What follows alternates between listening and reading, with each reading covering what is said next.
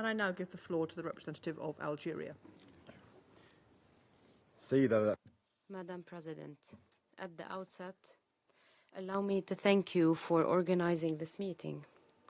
I would also like to thank Mr. Mohanad Hadi for his comprehensive briefing, which clarifies the gravity of the situation in the Middle East and depicts the need to take urgent action to ensure stability in the region and prevent further violence. The Middle East today is at a crossroads. Either it finds a final solution to its crises by upholding the rule of law and protecting rights, or might and impunity will prevail. Today, we are put to the test.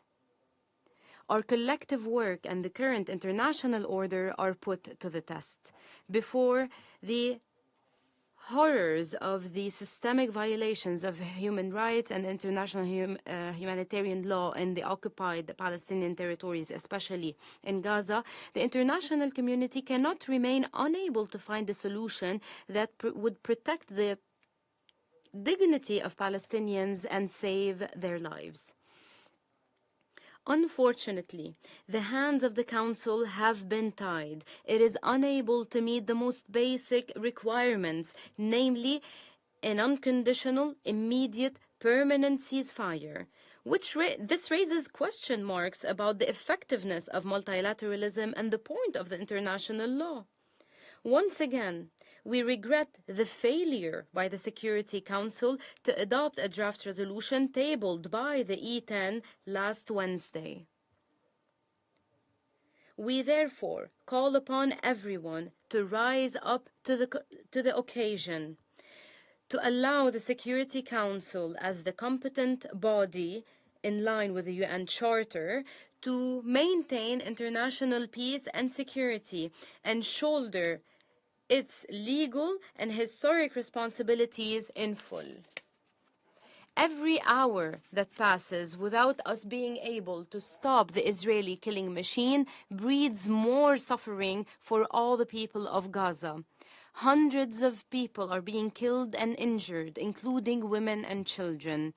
Together, we must stop the bloodshed before it kills any remaining hope for Palestinians. Madam President, the aggression by the Israeli occupier does not only target Gaza, it also targets Palestinian presence on its territories wherever they are. The goal is to implement a despicable racist project that seeks to eliminate Arab presence between the river and the sea. This is not being hidden by the Israeli occupation authorities. They are rather boasting about it. Once again, Algeria condemns the policies of the Israeli occupier seeking to expand settlements in the West Bank and threatening to annex it in a blatant and clear violation of the international law, especially Resolution 2334.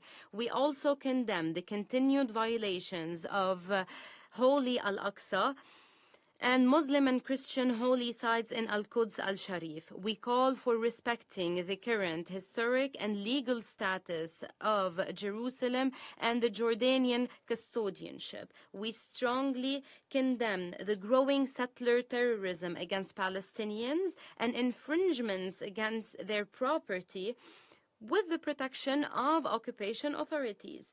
This terrorism will undoubtedly grow. Yes, it will undoubtedly grow given the continued arming of settler gangs and the decision to stop administrative arrests against them. These acts need to be condemned. They need to be sanctioned.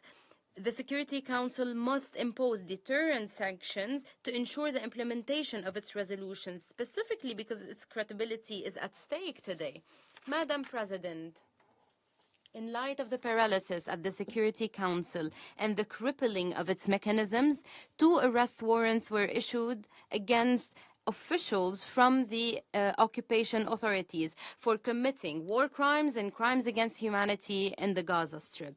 This move gives hope to Palestinians and free people around the world.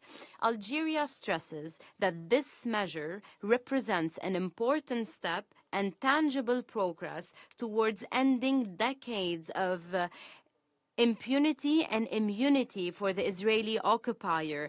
They were not being held accountable while they continued to commit their crimes against the Palestinians, the states, and the peoples of the region.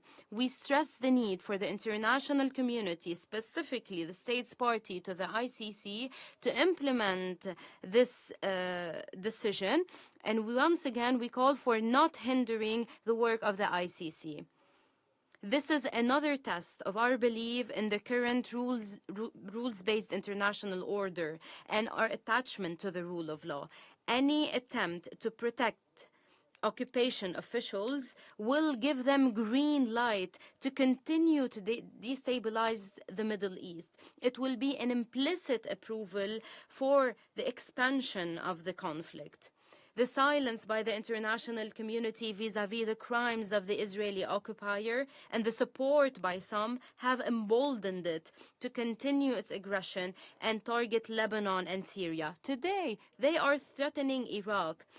Israeli aggression needs to be stopped and an end needs to be put to its arrogance in the region. Madam President, in conclusion, as we are days away from celebrating the International Day of Solidarity with the Palestinian people, we stress that the best way to stand in solidarity with our brothers and sisters in Palestine is to stop the genocide against them, is to put an end to any attempt to eliminate their national project by allowing them to practice and enjoy their inalienable legitimate rights to self-determination, to establish an independent Palestinian state with Al-Quds al-Sharif as a capital. Thank you. I thank the representative of Algeria for their statement, and I now give the floor to the representative of Guyana. Madam President, thank you for